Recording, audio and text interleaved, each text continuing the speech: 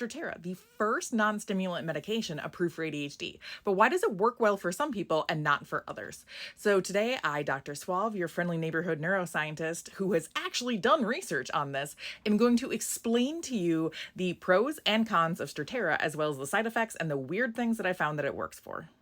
Now, Strattera, or atomoxetine as I'm going to refer to it, is not commonly used as a first-line treatment. And this is because the first-line meds, the stimulants out there like Addy and Rit, those seem to work decently well to treat ADHD, like better than atomoxetine does. But stimulants don't necessarily work for everyone. There's about 10 to 30% of people who just do not have the medication work for them. And even if they had those meds work, it could be that the stimulants are causing side effects that they don't like. And there's another huge benefit of atomoxetine, and that it's just not a stimulant. So the stimulants have addictive potential. They primarily work on the dopamine system, and Strattera does not. So let me explain the neuroscience of this briefly.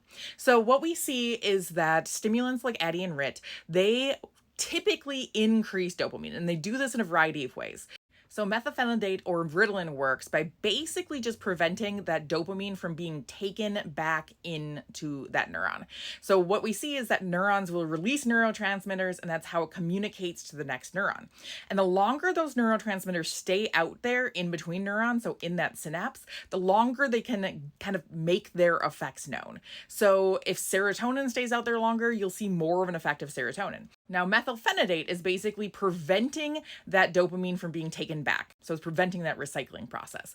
And Addy does something very similar. So Addy will basically just do the same thing. It'll block the transporters, but it'll also increase the release of dopamine. So now it gives more dopamine into the system. And it'll also prevent the breakdown of dopamine. So instead of recycling it, sometimes neurotransmitters are just kind of broken apart in the synapse. And what we see is that Addy basically prevents that breakdown. So again, more dopamine in your system. Now it does this in a specific place. So we have several different dopamine pathways, but the two that I'm going to have you care about are the mesolimbic and the mesocortical pathway. So the mesolimbic pathway is going from the ventral tegmental area to the nucleus accumbens. And this is linked to how dopamine makes us feel reward. So when they say you get like a dopamine hit of something good, that is probably through that mesolimbic pathway. So that is what kind of drives things like drugs of abuse.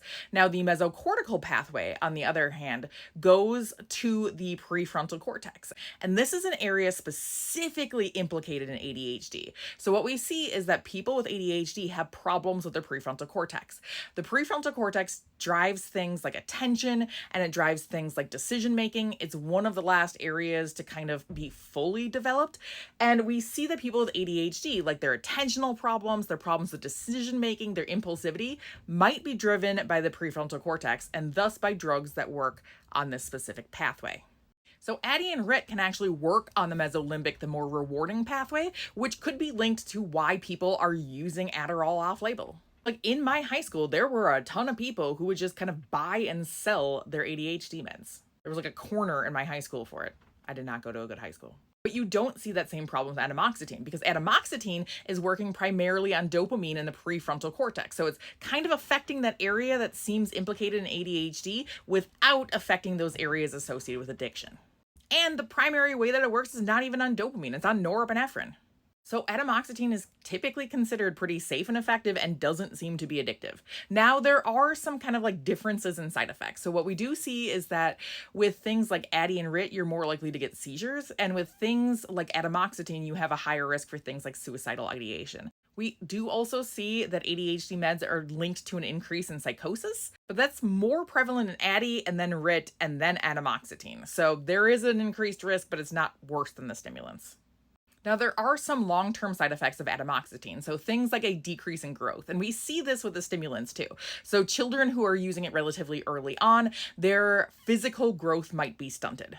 And we do see that there might be liver issues with atomoxetine, but these are very rare. I'm talking rare as in 3 in the 4.3 million people who took it, which is like levels of what you're typically seeing with vaccinations. Which, by the way, is part of the problem. We have a hard time understanding that scale of risk. So as someone who just published a book about our perceptions of fear and risk, I can tell you that things like atomoxetine and vaccinations are kind of less dangerous than like a space heater or skydiving or grain silos.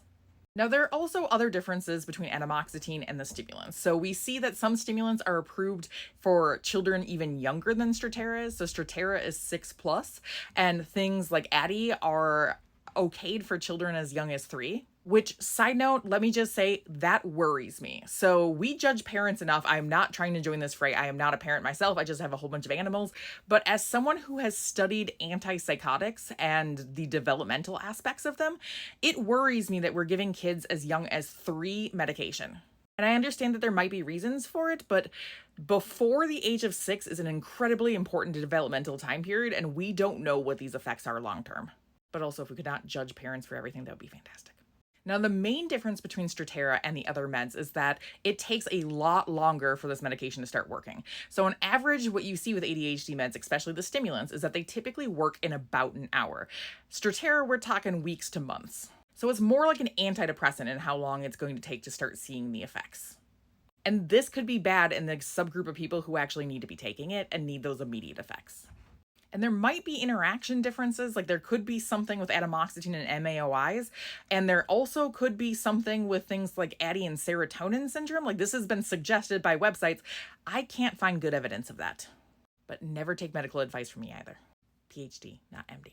Now, one of the major benefits of atomoxetine is that it actually might be helpful in kind of treating other things. It could be helping those symptoms of those other disorders that people with ADHD have more often.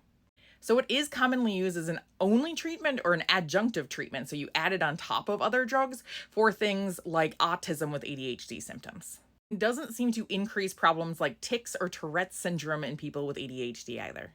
Now, I personally have studied this to see if it'll help with things like decreasing coke use, and it seems like it might have the potential for that, but we're in early days of those studies. It's just kind of fun to cite myself sometimes. And we've been testing it for things like Parkinson's and Alzheimer's too.